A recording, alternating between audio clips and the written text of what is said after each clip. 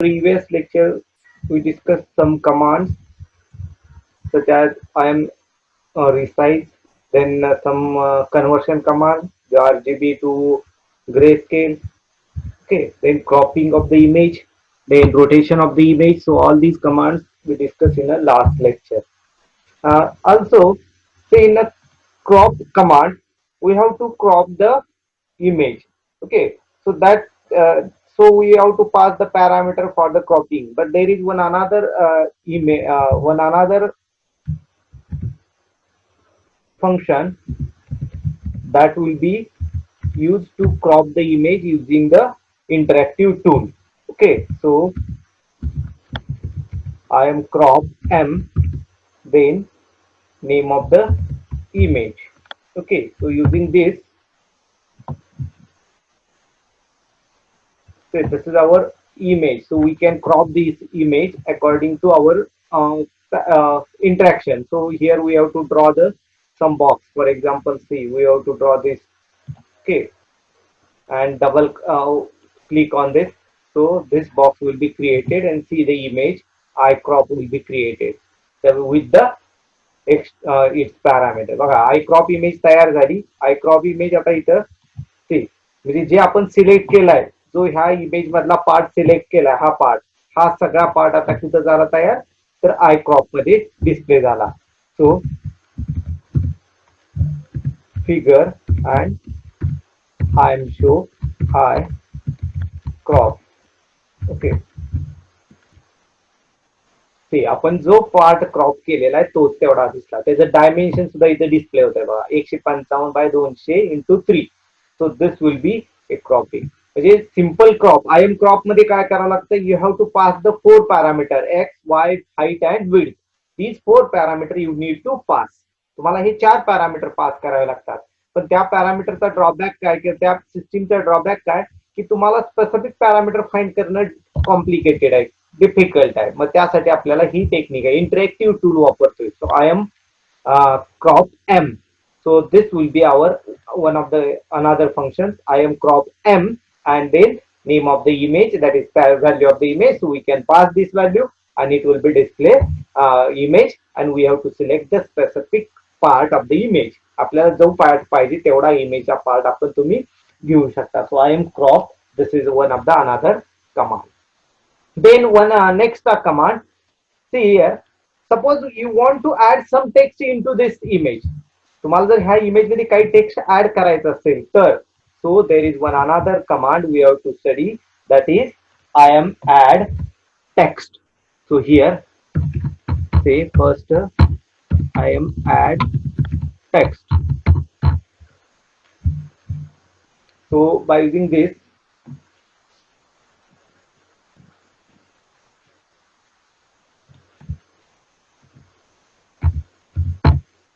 I am add text. So adding text to the color. आता एखाद्या image मध्ये आपल्याला कलर इमेज मध्ये जर आपल्याला टेक्स्ट ऍड करायचं असेल तर आपण करू शकतो. आता बघा त्याचे पॅरामीटर काय. First parameter is S. S is nothing but our input image. जी इमेज आहे ते म्हणजे आपल्या इथं आय. स्ट्रिंग, जी स्ट्रिंग तुम्हाला ऍड करायची ती. एक्स अँड वाय म्हणजे कुठल्या लोकेशन, त्या इमेजच्या कुठल्या एक्स अँड वाय कोऑर्डिनेटला तुम्हाला इमेज ऍड करायची आहे. त्याचा फॉन्ट साईज काय, फॉन्ट स्टाईल काय, फॉन्टचा कलर काय, देन अँगल, म्हणजे ती जर सरळ पाहिजे असेल तर बाय डिफॉल्ट स्ट्रेट लाईन असते. पण जर तुम्हाला रोटेशन किंवा तिरका किंवा हे असं कॅरेक्टर पाहिजे असेल तर ते अँगल. आणि जर बॉक्स पाहिजे म्हणजे त्या पर्टिक्युलर स्ट्रिंगला बॉक्स पाहिजे असेल तर बॉक्स. तर एवढे पॅरामीटर आपल्याला पास करावे लागतील. याच्यातला हे 2 पॅरामीटर जे आहेत, दीज 2 पॅरामीटर्स आर ऑप्शनल. हे 2 पॅरामीटर ऑप्शनल आहेत. म्हणजे अँगल आणि बॉक्स हे पॅरामीटर ऑप्शनल आहे, ते बाय डिफॉल्ट सेट होतात. जर तुम्हाला स्पेसिफिकली मेन्शन करायचं असेल तर करू शकता. Box is equal to by default 0 असतं. जर तुम्ही 1 मेन्शन केलं तर त्याचा अर्थ काय, ते बॉक्स विल बी डिस्प्ले. आणि अँगलच्या ठिकाणी तुम्हाला अँगल देऊ शकता, म्हणजे किती डिग्रीने तुम्हाला ते टेक्स्ट रोटेट व्हायला पाहिजे. So that will be angle. तर अशा पद्धतीने आपण ऍड टेक्स्ट. सो काय फंक्शन बघा, I M add text. S is nothing but our image. Image असेल. str is nothing but string, जी स्ट्रिंग ऍड करायची आहे ती. एक्स आणि वाय हे एक्स वाय कोऑर्डिनेट्स आहेत. फॉन्ट साईज किती पाहिजे त्याची व्हॅल्यू बघा 0 to 10 मध्ये आहे. म्हणजे तुम्हाला किती मोठं पाहिजे, जेवढी मोठं तुम्ही 10 पर्यंत दिसा तेवढं ती स्ट्रिंग मोठी होईल. त्यानंतर फॉन्ट स्टाईल, तर वेगवेगळे फॉन्ट स्टाईल आहेत, त्याची पण व्हॅल्यू 0 to 10 आहे. ते फॉन्ट कलर तुम्हाला कुठल्या कलर मध्ये पाहिजे ते colour. So in this way you can give the different parameter information. Okay, so we have to add some. आता हे आपण एक आहे ती इमेज आहे, त्या इमेज मध्ये आपण व्हॅल्यू पास करूया. Here I2 is equal to I am add text, then image add आणि आपण स्ट्रिंग पास केली, then x and y coordinate, for example 100, 50, then 4, 5. Okay,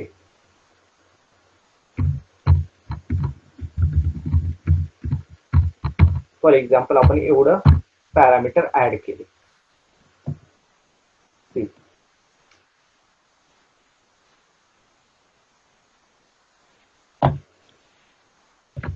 इथं आपल्याला स्ट्रिंग तिथं किंवा आपण आय एम शो I2 ही इमेज इथं सांगोला इथं दिसतंय बघा. ओके, आपण अशा पद्धतीने पॅरामीटर पास करू शकतो. किंवा आपण आता हेच आपण जरा मोठं घेऊ, समजा 4च्या ऐवजी 8 घेतलं.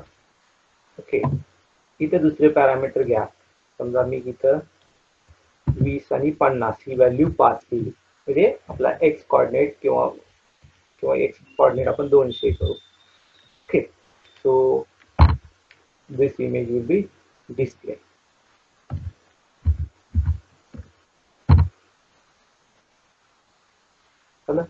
सांगो. ओके, म्हणजे अशा पद्धतीने त्या पर्टिक्युलर इमेज मध्ये आपल्याला स्पेसिफिक कॅरेक्टर आपल्याला ऍड करता येईल. लक्षात आलं स्पेसिफिक कॅरेक्टर कसं किंवा स्पेसिफिक स्ट्रिंग कशी करायची. आता हे सांगोला ह्याच्यात आपण काय करूया की 2 पॅरामीटर ऍड करू अजून. समजा मी 45 डिग्री आणि 1 घेतलं. आता काय फरक पडतोय बघा. Okay,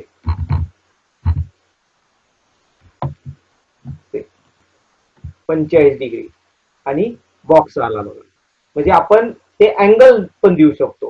so this will be add text. म्हणजे टेक्स्ट ऍड कसं करायचं तर एक जनरल आहे. So I M add text, name of the image I, then what string you want to add, त्या पर्टिक्युलर स्ट्रिंग कुठली ऍड करायची ते, त्यानंतर त्याचं कुठल्या लोकेशनला तुम्हाला ऍड करायचे हे एक्स आणि वाय कॉर्डिनेट, त्यानंतर फॉन्ट साईज आणि फॉन्ट स्टाईल काय पाहिजे आणि त्याचा कलर कुठला पाहिजे. तुम्ही कुठला पण ब्ल्यू रेड कुठला कलर पाहिजे तो तुम्ही घेऊ शकता.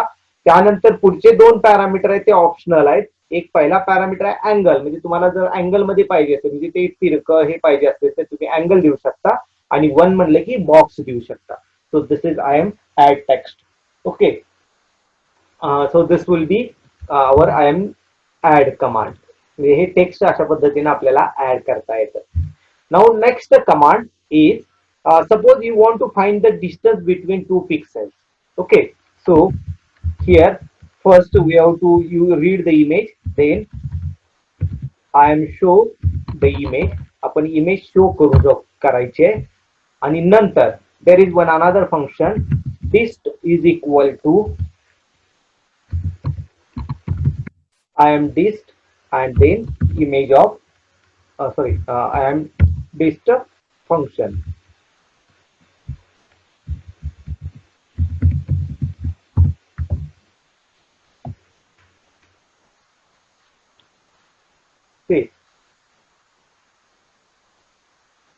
मी आता ही लाईन इथे ड्रॉ केली, त्याचं डिस्टन्स दिसतंय बघा 369.73. तर ह्या पद्धतीनं बघा तो डिस्ट आता जर मी इनपुट केलं तर 369.73. काय केलं बघा, याच्यासाठी पहिला इमेज रीड करायची. तो आपण ऑलरेडी इमेज रीड केली आहे. त्यानंतर इमेज शो करायची, स्टेप्स बघा. Next I M show, image show करायची. Next I M show, image show केली. इमेज शो केल्यानंतर we have to use the function I M dist line. म्हणजे लाईन 2 पॉईंट मधली लाईन आपण ड्रॉ करून ती डिस्टन्स आपल्याला कॅल्क्युलेट करायचे. So I M this the line हे फंक्शन आपण ती डिस्टन्स कॅल्क्युलेट एंटर केलं की पुन्हा आपण कुठं जायचं की आपण जी इमेज ओपन केली त्या इमेज मध्ये आणि तिथं आपण क्लिक करायचं. क्लिक केलं की पॉईंट येतो आणि त्या पॉईंट पासून तुम्हाला कुठला पॉईंट पाहिजे तिथपर्यंत जायचं, क्लिक करायचं. तो आपला हे पॉईंट तयार झाला. तो 115.28 म्हणजे थोडक्यात रन तुम्ही जर हे केलं तर डिस्ट फंक्शन मध्ये किती येणार 115 पॉईंट जे काय असेल व्हॅल्यू तर त्या व्हॅल्यू येणार. So this is value between 2 pixel म्हणजे 2 पिक्सेलचं डिस्टन्स किती पिक्सेल आहे ते इथं आपल्याला कॅल्क्युलेट झालं. हे 2 पिक्सेल मधलं डिस्टन्स कॅल्क्युलेट केलं. So I M test. So these are basic command for the DIP. म्हणजे ह्या आता आपण ज्या सगळ्या कमांड शिकलो ह्या बेसिक कमांड आहेत. ह्याच्यात आपण जास्त प्रोसेसिंग काही केलेलं नाहीये. So these are the basic command which are used in digital image processing. Now next part, then arithmetic operation in a image processing. So image processing मध्ये arithmetic operations आपण कशा पद्धतीने करू शकतो. So we have to use the arithmetic operation in a DIP. Now consider that. आता इथं आपण consider करूया एक इमेज घेऊ आपण याच्यातली. See this is pout image. Okay so POUT. So we can read this image. PIF image. Okay. So here we can read the I is equal to I am read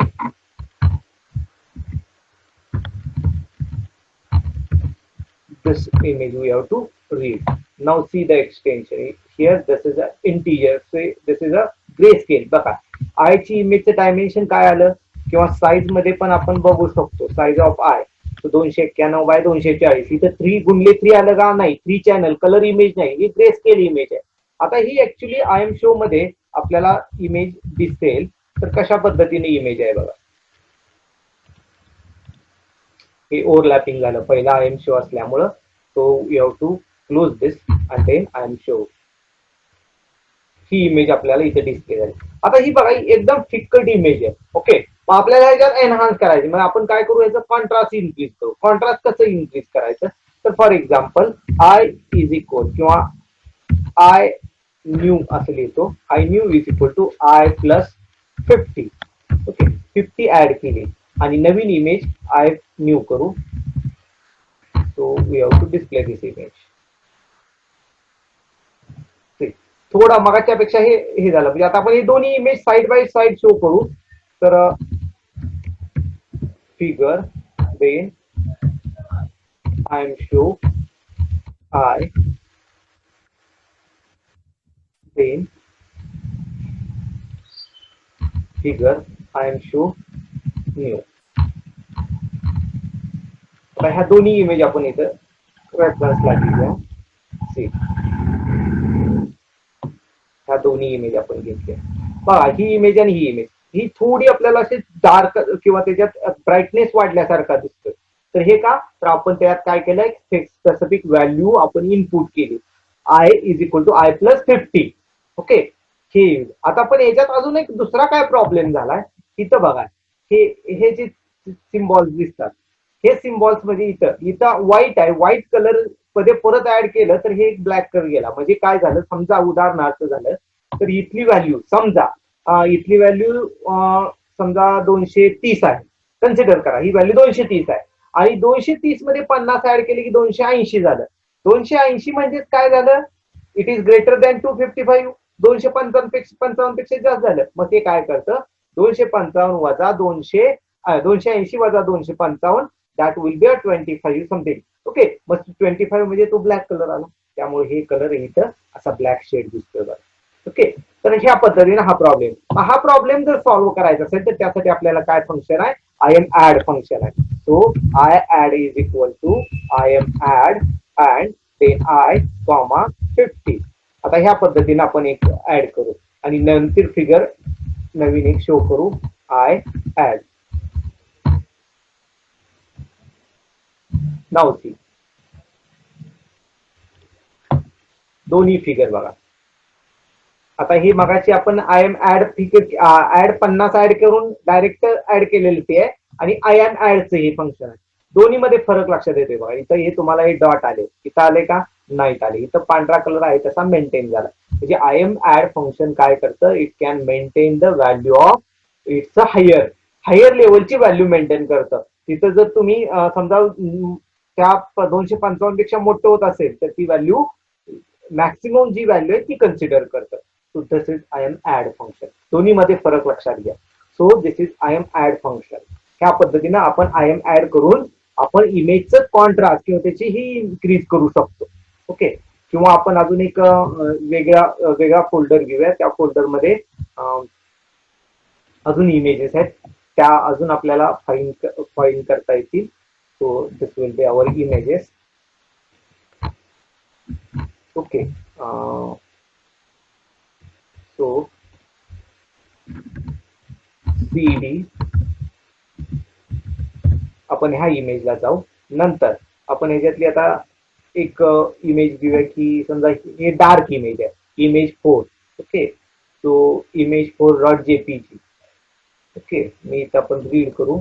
so I4 is equal to I M read image 4.jpg. तो image 4 हाई capital है, sorry image space 4.jpg ही आपण read केली. आता ह्या पहिल्या सगळ्या इमेज आपण क्लोज करतो मी. ओके. आणि आपण शो करूया.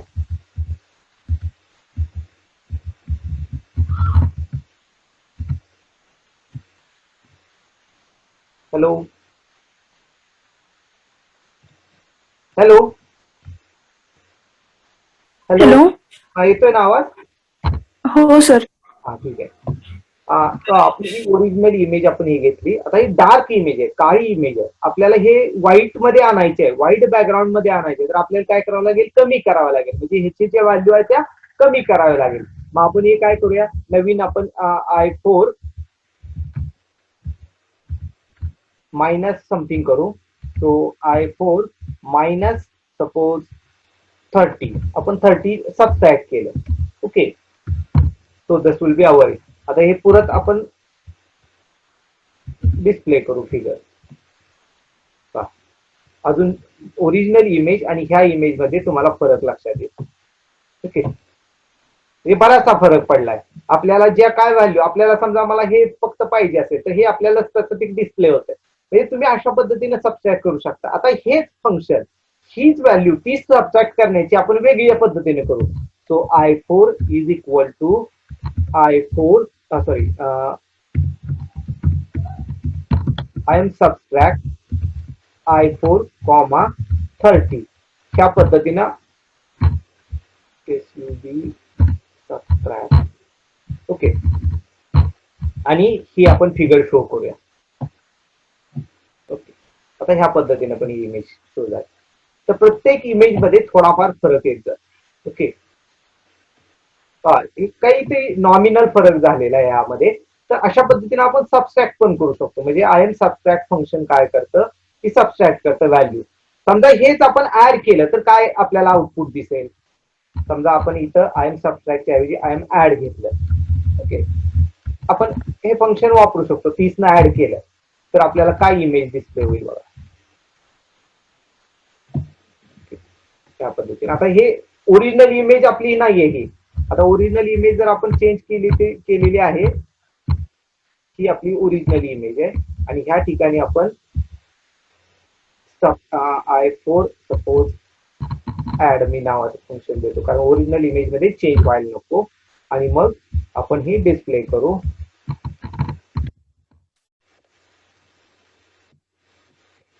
ही इमेज आणि ही ओरिजिनल इमेज दोन्हीमध्ये फरक.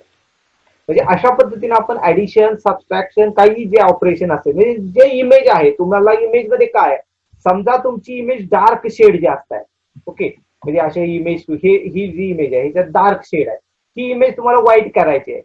किंवा ही जी इमेज आहे ही व्हाईट आहे, व्हाईटची तुम्हाला डार्क करायची. आता इमेज 3 नावाची इमेज आहे. आता याच्यातच आपण बघू. ओके. सो समजा आपण i3 घेतली, इमेज 3 घेतली, so this will be our image. आणि ही इमेज आपण डिस्प्ले केली.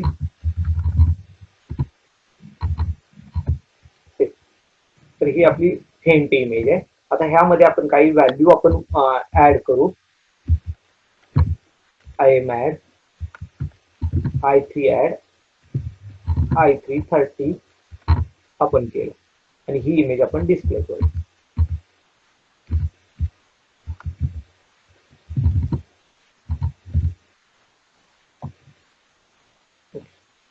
म्हणजे तुम्हाला अशा पद्धतीने जे काय ऑपरेशन करायचे, आता हे अजून थोडं डार्क करता येते किंवा आपल्याला ही फेंट आहे, फेंट मध्ये डार्क करायचं म्हणजे की आपल्याला सबट्रॅक्ट करावं लागेल. आणि डार्क इमेज फेंट करायची असेल तर लक्षात घ्या, डार्क इमेज असेल तर फेंट करता येते, फेंट इमेज डार्क करता येते. डार्क करायचं म्हणजे थोडक्यात काय, ऍड करायचं. आणि फेंट करायचं म्हणजे काय, सबस्ट्रॅक्ट करायचं. आता ही आपली ऑलरेडी फेंट इमेज आहे, त्याच्यात आपण काय केलं, ऍड केलं. ओके, सो दॅट इज अजून फेंट झाली. तर हे तुम्हाला डार्क करायचं असेल तर तुम्हाला याच्यात सबट्रॅक्ट करावं लागेल. ओके, सो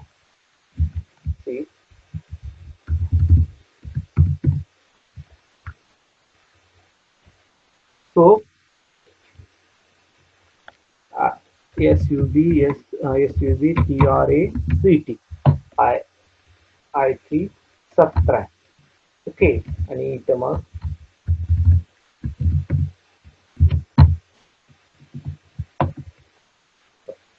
आता ही सबस्ट्रॅक्ट केल्यामुळं ओरिजिनल इमेज पेक्षा ही ओरिजिनल इमेज आणि ही सबस्ट्रॅक्ट केलेली इमेज, आता ह्या दोन्ही इमेज मध्ये तुम्हाला फरक दिसतो. म्हणजे इथं जास्त पांढरा आहे, इथं थोडा काळसर शेड आलाय, म्हणजेच आपल्याला ही इमेज डार्क होत चाललेली आहे. So that will B important. म्हणजे तुम्हाला काय ऑपरेशन करायचे हे तुम्हाला लक्षात यायला पाहिजे. जर तुमची इमेज फेंट असेल तर तुम्ही काय करू शकता, डार्क करू शकता. आणि डार्क करायचं म्हणजे की सबस्ट्रॅक्ट करायचं. आणि डार्क इमेज तुम्हाला फेंट करायची असेल तर तुम्ही ऍड करू शकता. So this is our I M subtract. Same thing I M add, I M multiply हे करू शकता. ओके, नेक्स्ट आता आपल्याला बघायचंय की नेक्स्ट फंक्शन काय बघायचंय की आय एम कॉम्प्लिमेंट इमेज, म्हणजे ओरिजिनल इमेजची निगेटिव्ह इमेज. आता ही आपली ओरिजिनल इमेज आपल्याला इथं बघा, ही ओरिजिनल इमेज आहे. ओके, ही ओरिजिनल इमेज आहे. तर ह्या ओरिजिनल इमेजची निगेटिव्ह इमेज आपल्याला तयार करायची. तर आपल्याला काय करायचं, कॉम्प्लिमेंट फंक्शन आहे. तर आय एम कॉम्प्लिमेंट आणि i3. ओके, तर ही काय होईल, कॉम्प्लिमेंट होईल. ओके, आता ही कसं बघा,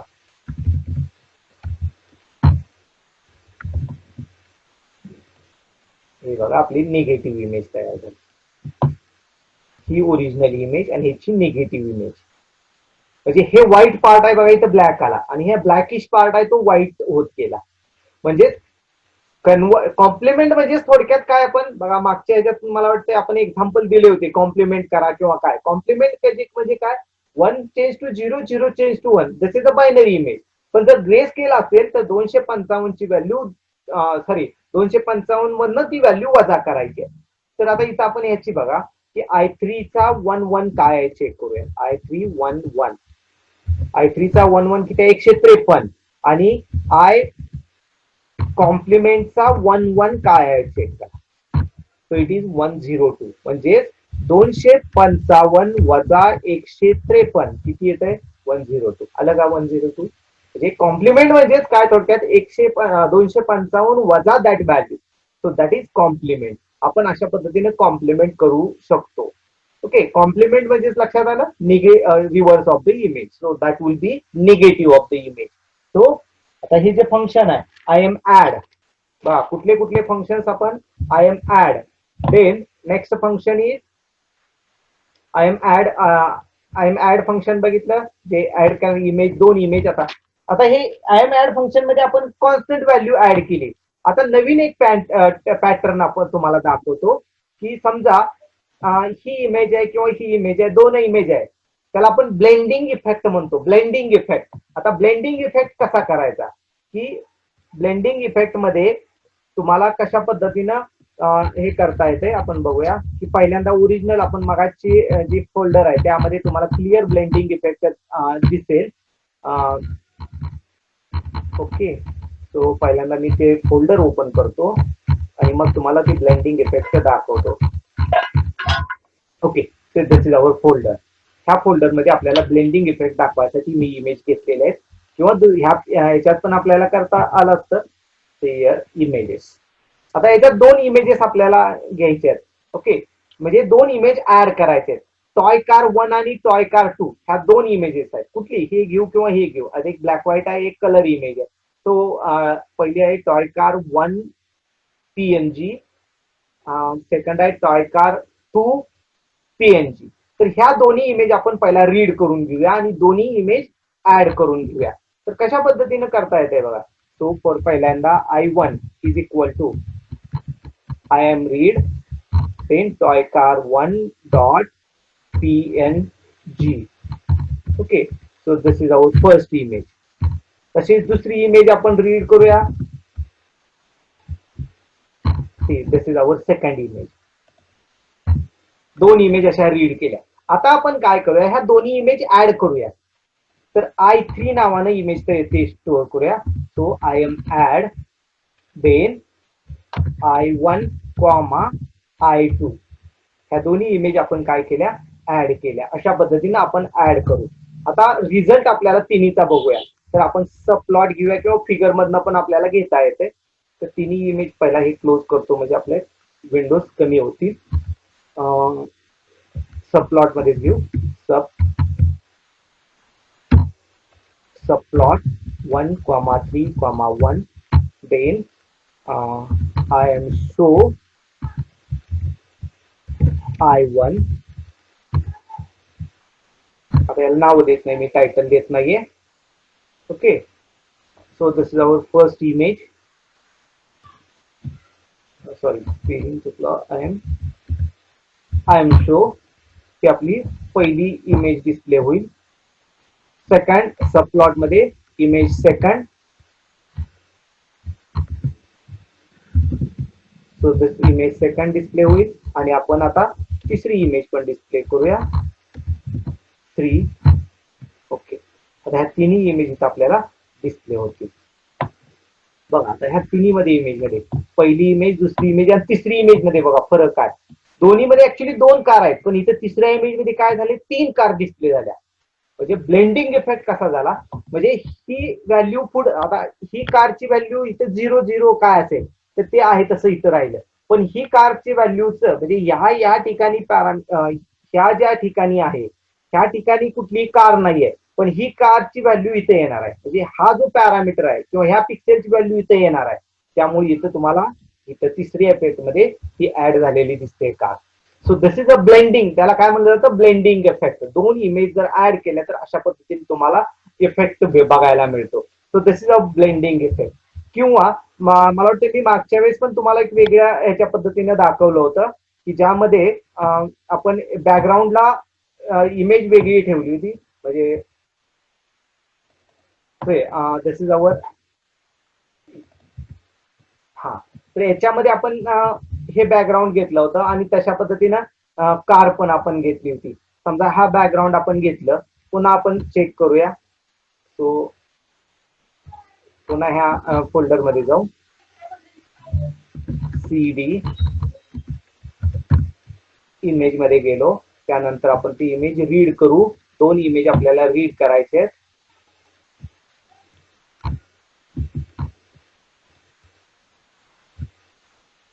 PNG इमेज आहे. Okay, so I4 is equal to I M read dot PNG.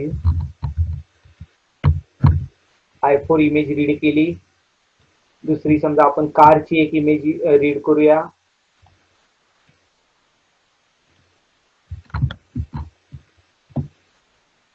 ही पण इमेज आहे, PNG ची इमेज आहे. ओके, सो I5 आणि ही कारची इमेज रीड केली. ओके, आणि I6 is equal to I M add I4, I5. Okay.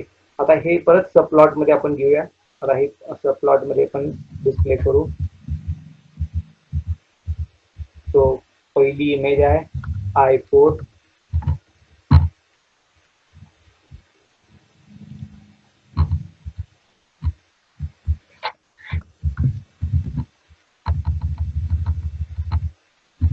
I5 आणि I6.